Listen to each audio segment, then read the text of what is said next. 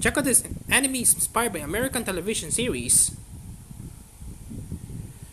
These days, it seems like anime is creeping into the animation styles of countries the world over. Granted, it's nothing new. Animation is all about cross pollination, and anime has been with us for decades. And with the jump in accessibility, but it has come even more much worse. But what about the reverse? What about anime inspired by American shows? There are plenty, and we don't just meet Osamu Tezuka taking artistic cues from Disney and Warner Brothers. There are several series that are to varying degrees, pulled closely, if not directly, for shows made over there, like Lee's. Mutant Turtles Legend of the Super Mutant. Teenage Mutant Ninja Turtles has several iterations, each seemingly more different for the text. Some are good, some are debatable. And that there's Mutant Turtles Legend of the Super Mutant. This anime, inspired by two new toys lines for the franchise, exists as a two-episode OVA circa 1996 to 1997, and it never really took off. The first of the two episodes promoted the new Super Mutant toys. The turtles and their enemies use mutastones to turn into. We'll see above. The heroes and the half shell could also combine into one being known as Turtle Saint. The second episode advertising the mutant toy line kitted the lads out in Saint Seiya armor.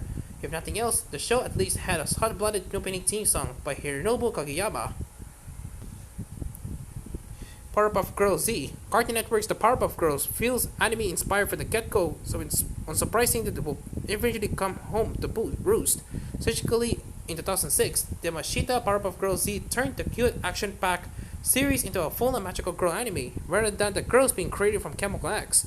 They came from Chemical Z, or rather, three normal high school girls gained their powers from a Chemical Z accident. Hyper Blossom, Rolling Bubbles, and Power Buttercup encounter many of the same bodies as their US counterparts.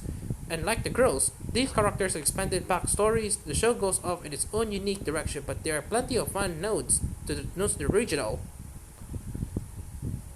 Sally the Witch.